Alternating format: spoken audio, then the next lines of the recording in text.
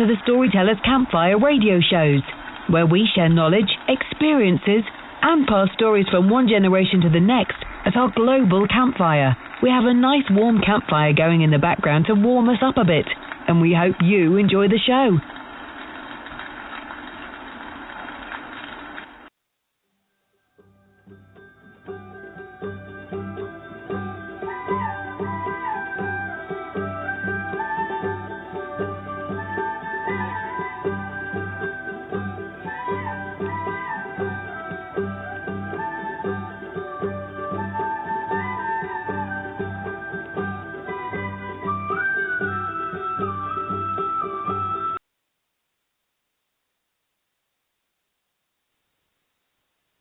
Good afternoon, and welcome to Storytellers Campfire.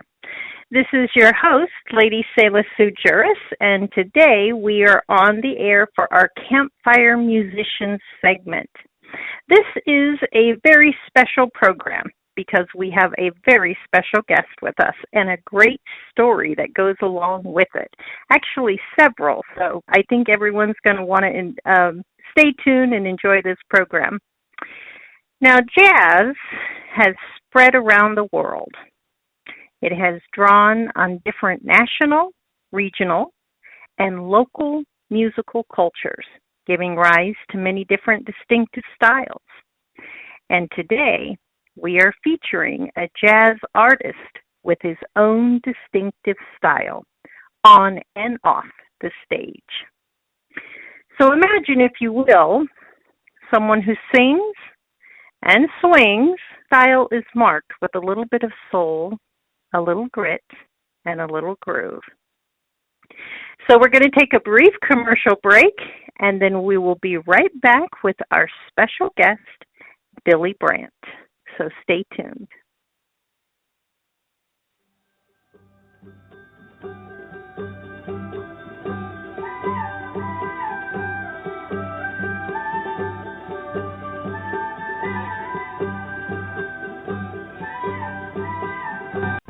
We facilitate financial transactions for a fee.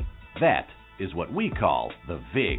Enter into the thrilling financial crime world penned by John Knuckle, author of the Rector Street series. Tweet @John Knuckle. Take me to the #Rector Street series for an entry to win a copy of the VIG. Pin the tweet and tell friends for a chance to win the series in paperback or ebook.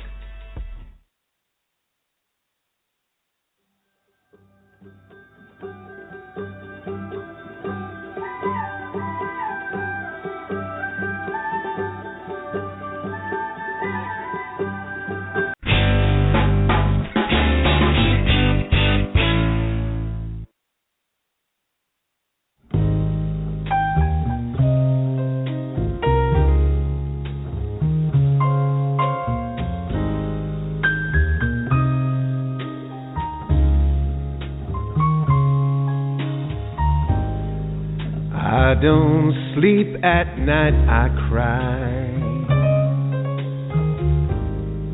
but the crying gets me nowhere. Things I should say and do. Baby is blue, baby is blue. I've got nothing but wonder, and the wondering gets me nowhere. Feeling so much the fool.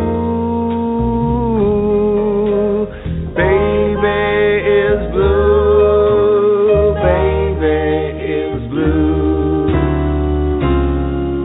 Up all night to the morning light,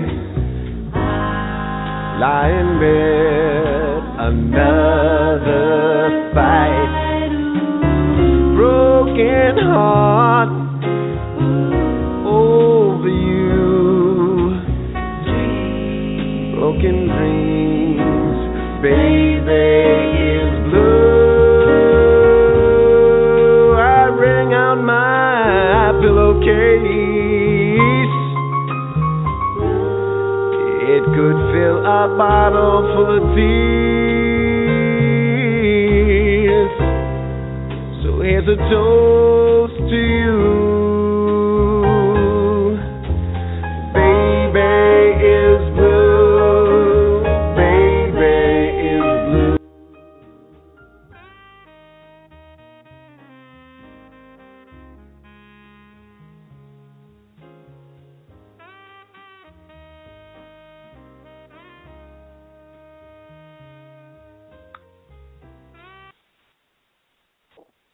Welcome back to Storytellers Campfire in Progress. This is your host, Lady Selah Sue-Juris, and you were just listening to Baby is Blue, and this is by jazz artist Billy-Brandt. So without further ado, let's welcome to our global campfire, Billy. Nice to have you here at our campfire. Thank you very much for having me. It's a pleasure to be here. Oh, you're welcome. You know, Billy, I have to share the story of how you came to be here. I think it's a good story, don't you? Okay. Sure.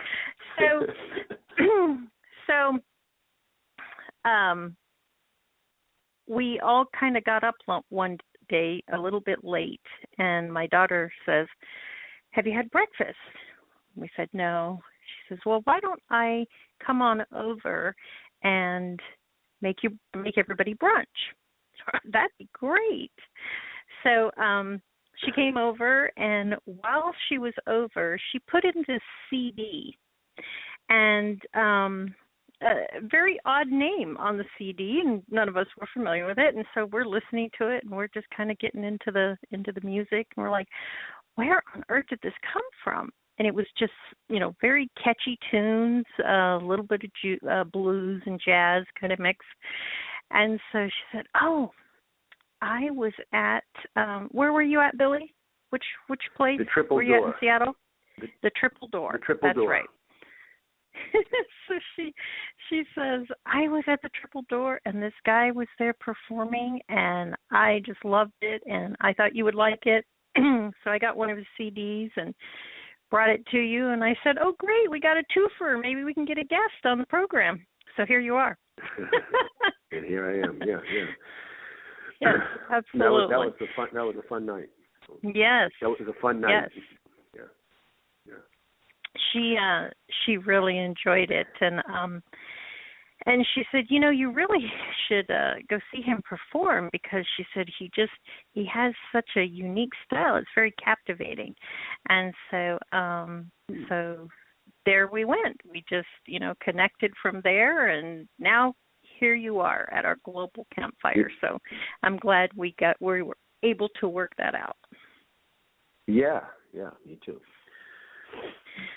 So, Billy, share with our listeners a little bit about your music background and, what inspired you to become a jazz musician and performer. Okay, so my music background. Well, I'm originally from Boston, Massachusetts, and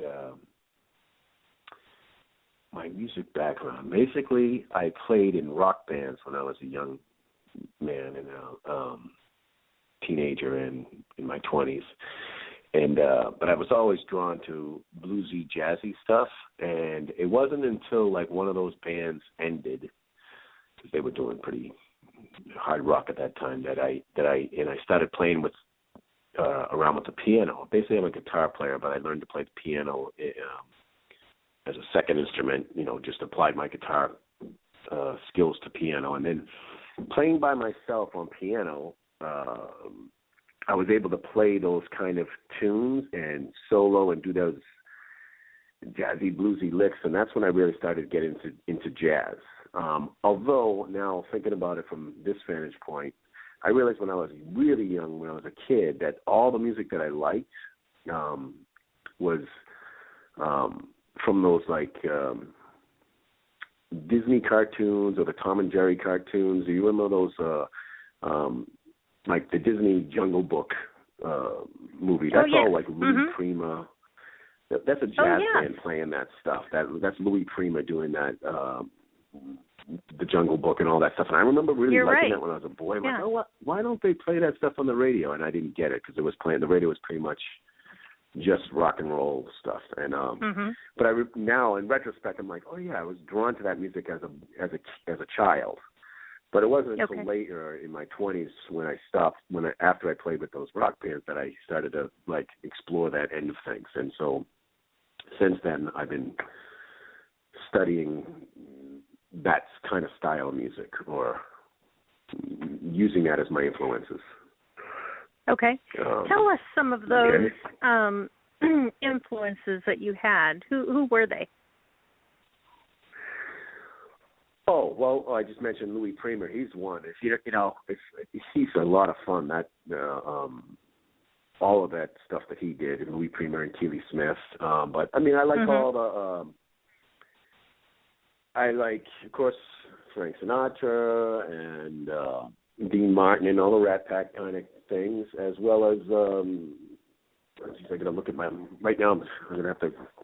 Is my record collection like Ray Charles and yes, people would kind of think of Lou Rawls. I know that they had such a big influence on the jazz kind of, I hate to say movement, but actually the evolvement, I guess, is a really good word. It kind of branched off into different ways with these guys. So, and you have such a unique style. I was just kind of curious if maybe there was some connection there. Well, there is, and jazz is a big umbrella. I mean, there's and I'm specifically in obviously a vocal jazz thing, so I'm talking about vocalists and whatnot. And I love Lou Rawls. I was listening to Lou Rawls today with my trumpet player friend. And I did see Lou Rawls twice before he died. But jazz is such a, like some people think of it as only as bebop and Charlie Parker and Coltrane and all that. And all that stuff's great. And I play with these bands that play all that stuff. But specifically as a singer, I am drawn to the vocal jazz and vocalists. So that's the world I live in. And Lou Rawls is one of those guys who branched those things. Obviously, he had some hits with the in the 70s with more upbeat stuff, but his early stuff is like just bluesy, jazzy stuff, and that's what I like. That makes a lot of sense. So he's one of my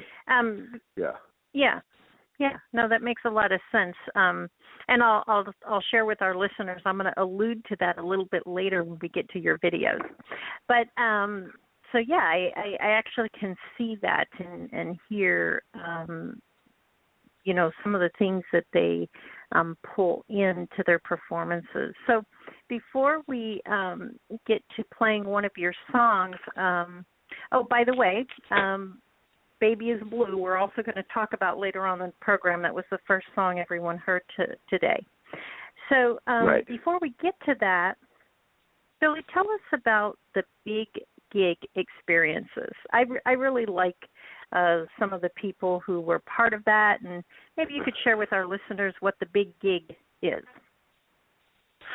Okay, so the big gig was I started that with Carrie Wicks, who we're probably going to talk about later because she's on my CD. Her and I are here in Seattle, and there's so much talent everywhere, which is why I think these TV shows like The Voice and whatever the rest of them exist. There's so much talent amongst us. So the big gig was our version of trying to expose some of this great talent in the city of Seattle to people who wouldn't normally go. Because I think the general public thinks that only the famous people are good, if that makes any sense. Yes. And that's not true. I think your neighbor next door is probably like awesome kind of thing. So the big gig was to take some of this local talent here in Seattle and to put it on a bigger stage and share that stage and